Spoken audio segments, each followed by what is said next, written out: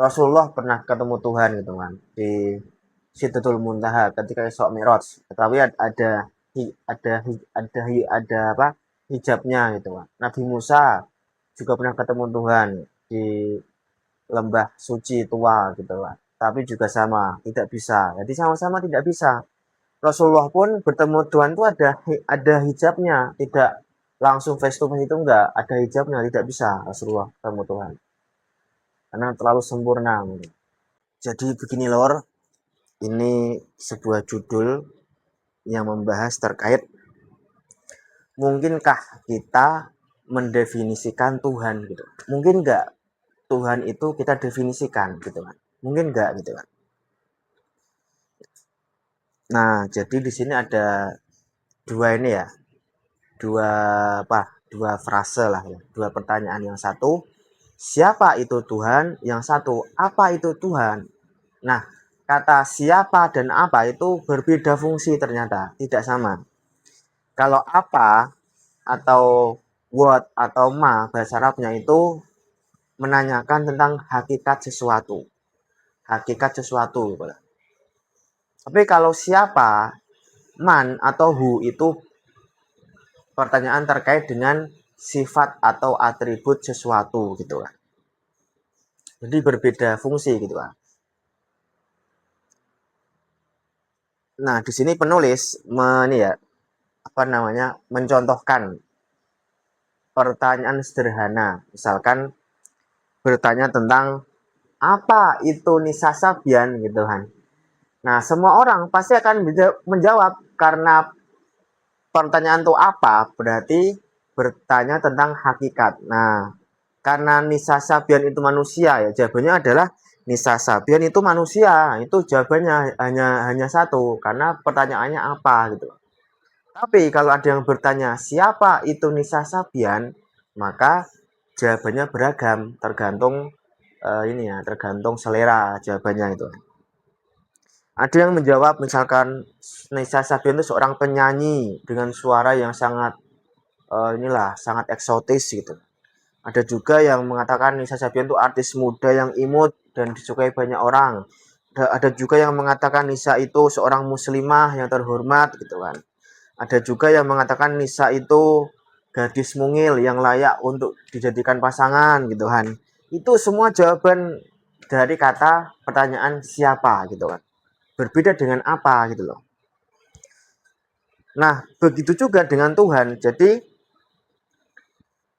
Tuhan itu mau pertanyaannya apa atau siapa? Mungkinkah kita bertanya tentang apa itu Tuhan atau siapa itu Tuhan gitu loh. Kalau kita bertanya apa itu Tuhan, berarti kita bertanya tentang esensi atau hakikat Tuhan itu seperti apa. Dan itu saya kira mustahil ya mustahil kita tahu gitu loh hakikat Tuhan seperti apa. Tapi kalau kita bertanya tentang siapa itu Tuhan, itu bertanya tentang sifatnya, atributnya gitu. Nah, kalau itu mungkin kita tahu karena Al-Qur'an memberitahu, Nabi memberitahu gitu. Meskipun itu tidak mewakili, itu mungkin sebagian gitu loh. Jadi kalau ada yang bertanya tentang hakikat Tuhan, apa itu Tuhan, itu mustahil akal kita menjangkau. Tidak mungkin gitu kan. Karena kita tidak tahu hakikat Tuhan itu seperti apa. Yang tahu itu ya Tuhan itu sendiri. Gitu loh. Karena kita tidak pernah bertemu dengan Tuhan dan tidak pernah terbayang Tuhan itu seperti apa, tidak pernah. Hakikatnya lah, esensinya kita tidak tahu. Gitu loh.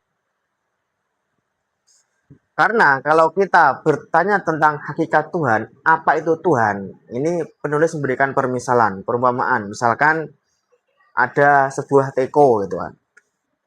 Mungkinkah sebuah teko untuk air itu menampung seluruh samudra yang ada di bumi ini gitu kan. Teko kecil mungkin tidak menampung seluruh samudra lautan yang ada di muka bumi ini, mungkin enggak gitu kan nggak mungkin pertanyaannya gitu kan. Teko kecil menampung seluruh lautan samudra yang sangat luas sekali, padahal teko itu hanya mungkin berapa liter gitu kan. Itu kira-kira seperti Tuhan. Kalau kita mendefinisikan Tuhan, hakikatnya itu tidak mungkin, tidak akan terapa ya, tidak akan terfikirkan lah seperti itu. Kalaupun kita mendefinisikannya, maka definisi kita itu adalah definisi yang sangat terbatas gitu kan. Maka Tuhan juga terbatas dengan definisi kita, padahal Tuhan itu tidak terbatas. Dan otomatis itu akan menggugurkan ketuhanan gitu loh. Otomatis itu gugur karena Tuhan terbatas oleh definisi kita sendiri. Jadi menurut penulis ini sekolah di Mesir gitu kan, beliau punya guru gitu kan, gurunya juga ini istilahnya sama.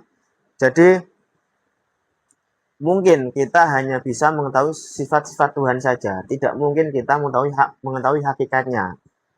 Tetapi adanya sifat-sifat Tuhan yang telah diberitahukan oleh Al-Quran dan Sunnah itu pun sebenarnya tidak menjelaskan hakikat sesungguhnya Tuhan gitu kan. Itu hanya semacam ini aja, li takrib lah bahasa Arabnya. Artinya itu hanya untuk mendekatkan pemahaman kita saja. Jadi meskipun kita diinfokan Al-Quran tentang sifat-sifat Tuhan, semuanya yang Asmaul Husna jumlahnya 99 itu sebenarnya juga belum mewakili sepenuhnya, tidak menjelaskan sepenuhnya hakikat Tuhan itu sebenarnya seperti apa. Itu hanya untuk mendekatkan pemahaman kita saja. Padahal istilahnya ya mungkin lebih dari itu, tidak terbatas. Jadi nama-nama Tuhan, sifat-sifatnya itu tidak yang terbatas pada angka 99 itu hanya ini saja, hanya untuk mendekatkan pemahaman kita saja. Padahal kalau hakikatnya itu kita tidak tahu, tidak terbatas lah, kita tidak tahu gitu. Jadi angka 99 itu hanya angka untuk mendekatkan pemahaman kita saja, tidak menjelaskan hakikat Tuhan seutuhnya. Meskipun Al-Quran yang mengabarkan gitu.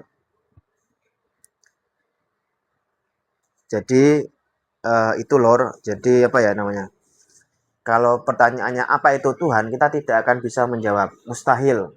Kalau kita nekat untuk mendefinisikan Tuhan, berarti Tuhan itu terbatas oleh definisi kita. Dan itu tidak masuk akal. Enggak apa ya? Tidak mungkin lah seperti itu. Kita tidak tahu. Tapi kalau siapa itu Tuhan, nah kita bisa menjelaskan sifat-sifatnya, nama-namanya yang kita cari di Al-Quran dan Sunnah. Itu pun, itu saja yang sudah ada infonya, ada kabarnya, itu pun tidak menjelaskan hakikat Tuhan seutuhnya. Itu hanya untuk mendekatkan pemahaman kita saja terhadap kesempurnaan Tuhan lah seperti itu. Nah di sini penulis itu memberikan contoh dialog antara Fir'aun dengan Nabi Musa yang diabadikan di Al-Quran gitu kan, terkait dengan pertanyaan Fir'aun terhadap Nabi Musa. Yang pertama adalah pertanyaan siapa Tuhanmu wahai Musa gitu kan. Jadi ketika Fir'aun berkata siapakah Tuhan wahai Musa, kemudian Musa menjawab Tuhan kami adalah Tuhan yang telah memberikan bentuk kejadian kepada segala sesuatu, kemudian memberinya petunjuk. Jadi ketika ada pertanyaan siapa itu Tuhan, kemudian Nabi Musa menjawab seperti itu gitu kan. Inilah memberikan jawaban yang sangat ini ya, sangat apa namanya realistis. Jadi Fir'aun ini paham seperti itu. Ada juga Fir'aun bertanya dengan pertanyaan apa itu Tuhan gitu kan. Di ayat dijelaskan bahwasanya apa Tuhan seluruh alam itu. Nah, kemudian Musa menjawab Tuhan pencipta langit dan bumi dan apa yang ada di antara keduanya itulah Tuhanmu jika kamu mempercayainya. Jadi meskipun Fir'aun itu bertanya tentang hakikat Tuhan, apa itu Tuhan, ternyata Nabi Musa tidak bisa menjelaskan hakikat Tuhan yang sebenarnya. Nabi Musa juga menjelaskan tentang sifat Tuhan, yaitu sifat tentang menciptakan gitu kan, pencipta, dia ini pencipta langit dan bumi, itu kan sifat Tuhan, tapi tidak bisa menjelaskan hakikat Tuhan itu sendiri, esensi seperti apa, nggak bisa. Jadi ada dua pertanyaan Fir'aun, yang pertama siapa itu Tuhan, yang kedua apa itu Tuhan, ternyata Nabi Musa menjawab dua-duanya dengan jawaban yang realistis, yaitu tentang sifat Tuhan. Tidak pernah Nabi Musa menjawab tentang hakikat Tuhan itu apa, karena Nabi Musa tidak tahu gitu loh. Jadi sama-sama saja, Nabi pun tidak tahu hakikat Tuhan itu seperti apa, sehingga ketika ada pertanyaan dari Fir'aun apa itu Tuhan, dijawab dengan sifat Tuhan, yaitu sang pencipta, pencipta langit dan bumi seterusnya. Jadi itu lor. Jadi intinya dalam Al-Quran itu ada ayat seperti ini. Laisa kamitslihi syai'un. Jadi Tuhan itu tidak diserupai oleh sesuatu. Jadi tidak apa namanya? Tidak ada yang sama gitu loh. Tidak ada yang menyerupai. Jadi Tuhan itu bukan sesuatu gitu loh. Apa ya namanya? Jadi intinya segala hal, semua hal di dunia itu kan sesuatu ya, sesuatu. Entah itu bumi, materi, energi, itu kan sesuatu. Nah, Tuhan itu bukan sesuatu gitu loh. Tuhan itu beda dari makhluknya.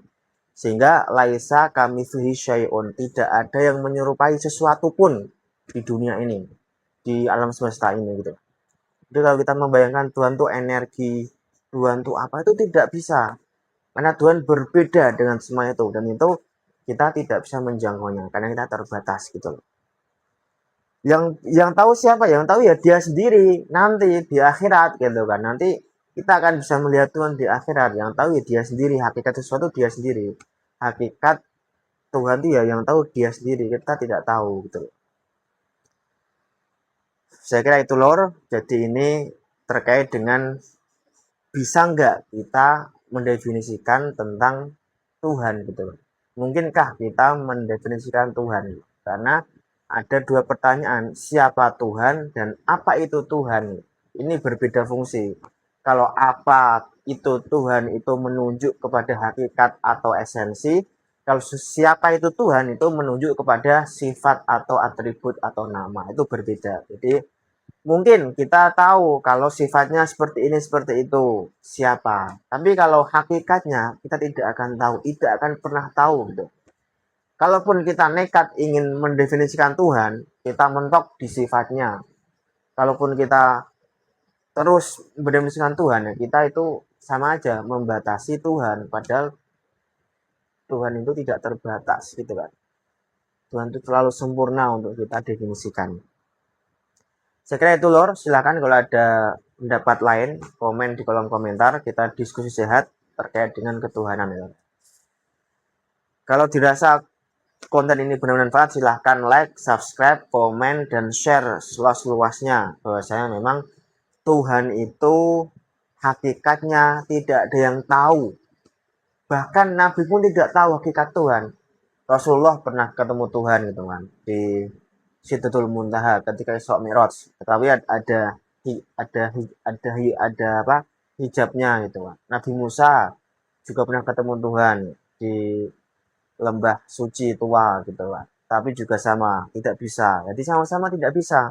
Rasulullah pun bertemu Tuhan itu ada hijabnya, tidak langsung face to face, itu enggak, ada hijabnya, tidak bisa Rasulullah ketemu Tuhan. Karena terlalu sempurna. Baiklah, terima kasih. Wassalamualaikum warahmatullahi wabarakatuh.